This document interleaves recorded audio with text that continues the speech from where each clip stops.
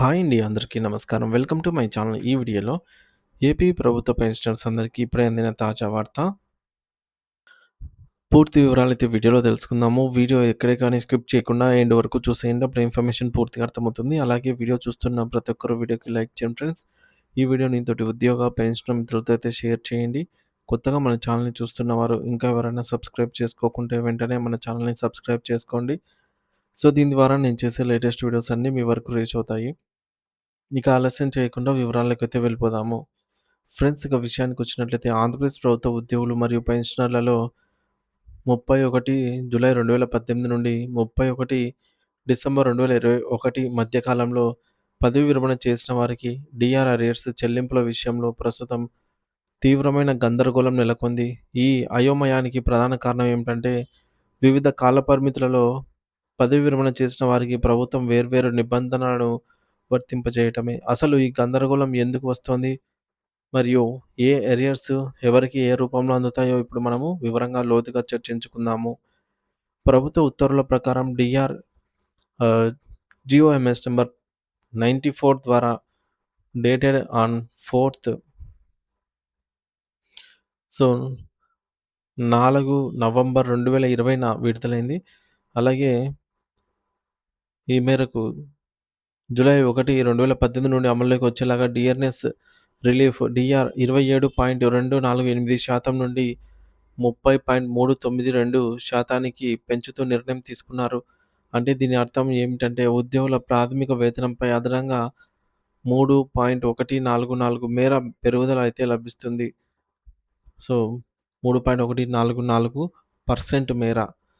ఈ పెరిగిన మొత్తాన్ని జనవరి 2021 నెల జీతంలో కలిపి అప్పటి నుండి నగదు రూపంలో చెల్లించడం ప్రారంభించారు. అయితే జూలై 2018 నుండి డిసెంబర్ 2020 వరకు ఉన్న బకాయిల విషయంలో అప్పటికి సర్వీసులో ఉన్న ఉద్యోగులకు ఆ మొత్తాన్ని వారి ప్రావిడెంట్ ఫండ్ పీఎఫ్ ఖాతాకు అడ్జస్ట్ చేయడం జరిగింది. అంటే ఆ డబ్బు నేరుగా వారి చేతికి రాకుండా భవిష్యత్తు నిధిలో జమ చేయడం జరిగింది. ఈ జీవోలో స్పష్టంగా పేర్కొన్న నిబంధన ఏమిటంటే, జూలై 1, 2018 నుండి 31 డిసెంబర్ 2020 మధ్య కాలంలో పదవీ విరమణ చేసిన వారికి ఈ యొక్క బకాయిలను పూర్తిగా నగదు రూపంలోకి ఆహ్, చెల్లించాలి.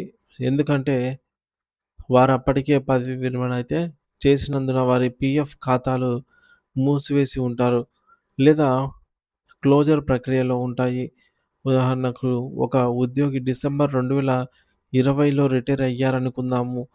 వారి drawing and disbursing officer DDO ట్రెజరీకి బిల్లు పెట్టినప్పుడు ఆ ఉద్యోగికి రావాల్సినటువంటి బకాయిలు నేరుగా వారికి బ్యాంకు ఖాతాలో ఆహ్, నగదు రూపంలోనే జమ అవుతాయని చెప్పవచ్చు. అయితే జనవరి 1, 2020 నుండి 31 డిసెంబర్ 2021 మధ్య పదవీ విరమణ చేసిన వారి విషయంలో పరిస్థితి భిన్నంగా అయితే ఉంది. వీరి డీఆర్ అరియర్స్ అప్పటికే వారి ప్రావిడెంట్ ఫండ్ పీఎఫ్ ఖాతాకు అడ్జస్ట్ అయ్యి ఉంటాయి. వీరు ఆ సమయంలో సర్వీస్‌లో ఉండటం వల్ల ప్రభుత్వం ఆ బకాయిలను ఈ మేరకు పీఎఫ్‌లో వేసింది. కాబట్టి ఇప్పుడు వీరికి విడిగా నగదు రూపంలో అరియర్స్ రావు అని గమనించాలి. చాలామంది పెన్షనర్లు నాకు ఫోన్ చేసి మాకు అరియర్స్ పడటం లేదని అడుగుతూ ఉన్నారు. సో, ఉదాహరణకు తీసుకుంటే, నేను 2021 జూన్ నెలలో పదవీ విరమణ చేశాను. నా డీఆర్ బకాయిలు అప్పటికే నా పీఎఫ్ ఖాతాలో జమ అయ్యాయి. కాబట్టి ఇప్పుడు నాకు నగదు రూపంలో ఏమీ రావు. ఒకవేళ ఎవరికైనా సర్వీస్‌లో ఉన్నప్పుడు ఈ బకాయిలు గనక పీఎఫ్ ఖాతాకు అడ్జస్ట్ కాకుండా ఉంటే, వారు వెంటనే సంబంధిత అధికారులను కలిసి అరియర్ బిల్లులు పెట్టుకోమని కోరాలి. సో, అప్పుడు మాత్రమే వారికి ఆ మొత్తం నగదు రూపంలో అందుతుంది. సో, ప్రస్తుతం బిల్లులు అప్‌లోడ్ చేయడానికి సరిగ్గా పనిచేయటం లేదు కాబట్టి, ఈ మేరకు ఉద్యోగ సంఘాల ద్వారా ప్రభుత్వానికి ప్రాతినిధ్యం వహించి బిల్లులు అప్‌లోడ్ చేయటానికి అనుమతి తీసుకోవాల్సిన అవసరం ఉంది. ఇక జూలై 1, 2018 కంటే ముందే పెన్షనర్లుగా ఉన్న వారి విషయానికొస్తే వారికి ఎలాంటి ఇబ్బంది లేదు. ట్రెజరీ అధికారులు ఇప్పటికే సీఎఫ్ఎంఎస్ పోర్టల్‌లో బిల్లులు ప్రాసెస్ చేశారు. వీరికి 30 నెలల కాలానికి సంబంధించిన బకాయిలు ఇప్పటికే వారి ఖాతాలలో జమ అయ్యాయి. మరి వీరి విషయంలో ప్రక్రియ సజావుగా సాగిపోయింది. అలాగే సీపీఎస్ ఉద్యోగుల విషయానికే వస్తే వారికి 60 నెలల బకాయిలను 2 విడతలుగా వారి ఖాతాలలో అయితే ఈ మేరకు జమ చేస్తున్నట్టు సమాచారము. మరి దీనివల్ల సీపీఎస్ ఉద్యోగులకు కూడా ప్రయోజనం అయితే చేకూరనుంది. ఇకపోతే జూలై 2018 నుండి డిసెంబర్ 2020 2020 డిసెంబర్ మధ్య రిటైర్ అయిన ఉద్యోగుల బిల్లులు 2 రకాలుగా సబ్మిట్ చేయాల్సి ఉంటుంది. ఇది చాలా ముఖ్యమైన విషయం. ఉదాహరణకు ఒక ఉద్యోగికి సెప్టెంబర్ 2019లో పదవీ విరమణ చేశారని అనుకుందాము. వారు ఉద్యోగంలో ఉన్న కాలానికి అంటే జూలై 1, 2018 నుండి డిసెంబర్ 2019 వరకు సంబంధించిన బిల్లులను వారి పాత కార్యాలయాలపు డీడీఓ ద్వారా సబ్ ట్రెజరీకి పంపాలి. రెండోది వారు రిటైర్ అయిన తదుపరి కాలానికి అంటే జనవరి 2020 నుండి డిసెంబర్ 2020 వరకు పెన్షనర్‌గా ఉన్నందున సబ్ ట్రెజరీ అధికారులు నేరుగా బిల్లును సబ్మిట్ చేస్తారు. ఇటీవల ప్రకాశం జిల్లా నుండి ఒక పెన్షనర్ ఫోన్ చేసి తన గోడు వెళ్ళబోసుకున్నారు. ఆయన 2019లో రిటైర్ అయ్యారు. పదవీ విరమణ తర్వాత పెన్షనర్‌గా ఉన్న కాలానికి సబ్ ట్రెజరీ వారు పెట్టిన బిల్లు డబ్బులు ఆయనకు అందాయి. కానీ ఆయన సర్వీస్‌లో ఉన్నప్పుడు డీడీఓ గారు పెట్టాల్సిన బిల్లు మాత్రం ఇంకా జమ కాలేదు. దీని అర్థం ఏమిటంటే చాలామంది డీడీఓలు సర్వీస్ పీరియడ్‌లు బిల్లులు ఇంకా పెట్టలేదు.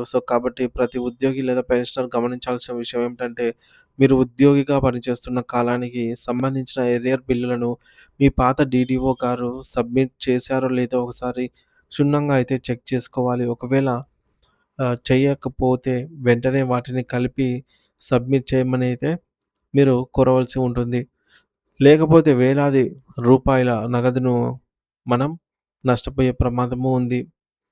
మరి చివరగా ముఖ్య గమనిక ఏంటంటే జూలై 1, 2018 నుండి డిసెంబర్ 2020 మధ్య కాలంలో జీవించి ఉండి, ఆ తర్వాతి కాలంలో మరణించినటువంటి సర్వీస్ పెన్షనర్లు లేదా ఉద్యోగుల కుటుంబ సభ్యులకు కూడా ఈ యొక్క బకాయిలు చెల్లించబడతాయి. ట్రెజరీకి సరైన పత్రాలతో బిల్లు సబ్మిట్ చేసినట్లయితే మరణించిన వారి వారసుల ఖాతాలలో అయినా ఈ నగదు అనేది జమ అవుతుంది. ఈ యొక్క సౌకర్యం ఉంది. ఒకవేళ అలా జరగకపోతే వెంటనే సంబంధిత అధికారులు ఎవరైతే ఉంటారో వారిని కలిసి మీ యొక్క ఎస్టీఓని కలిసి వివరాలు సేకరించి ప్రతినిధుల ప్రకారంగా ప్రభుత్వ నిబంధనల ప్రకారంగా రావాల్సినటువంటి ప్రతి పైసాను మీరైతే సక్రమంగా పొందేలాగా జాగ్రత్త వహించవలసి ఉంటుంది ఫ్రెండ్స్.